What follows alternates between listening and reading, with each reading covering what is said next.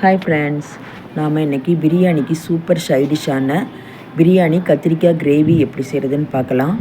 அதுக்கு ஒரு கடாயில் ஆயில் சேர்த்துட்டு 2 டேபிள் ஸ்பூன் வறுத்த வேர்க்கடலை, 1/2 ஸ்பூன் ஜீரகம், 1/2 ஸ்பூன் மிளகு, 1 டேபிள் ஸ்பூன் வெள்ளை எள் சேர்த்து நல்லா ரோஸ்ட் பண்ணி எடுத்துக்கோங்க.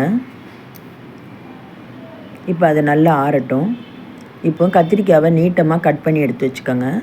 இப்போ ஒரு கடாயில் 2 டேபிள் ஸ்பூன் நல்லெண்ணெய் சேர்த்துட்டு அதில் வெந்தயம், கடுகு, கருவேப்பிலை சேர்த்துட்டு நீட்டமாக கட் பண்ணி வச்சுருந்தா கத்திரிக்காயும் சேர்த்து கொஞ்சம் அதுக்கு தேவையான உப்பும் சேர்த்து நல்ல எண்ணெயிலே நல்லா பெரட்டி வேக விடுங்க. ஒரு 10 நிமிஷம் நல்லா வேகட்டும். மூடி போட்டு வேக விட்டுருங்க. இப்போ நம்ம ரோஸ்ட் பண்ணியிருந்ததை கொஞ்சம் தண்ணி சேர்த்து நல்லா நைஸாக அரைச்சி எடுத்துக்கோங்க. இப்போ கத்திரிக்காய் நல்ல எண்ணெயிலே நல்லா வெந்துடுச்சு. இப்போ அதோட 1 டேபிள் ஸ்பூன் அளவுக்கு குழம்பு மிளகாய் தூள் சேர்த்துட்டு அதோட அந்த நம்ம அரைச்சி வச்சுருந்த விழுதையும் சேர்த்துட்டு ஒரு லெமன் சைஸ் புளியையும் கரைச்சி அதில் சேர்த்துட்டு நல்லா பெரட்டி விடுங்க. பெரட்டி விட்டுட்டு இப்போ மூடி போட்டு ஒரு 10 நிமிஷம் கொதிக்கட்டும். இப்போ எண்ணெய் பிரிஞ்சு வந்துடுச்சு. இப்போ கிரேவியும் ரெடி ஆயிடுச்சு.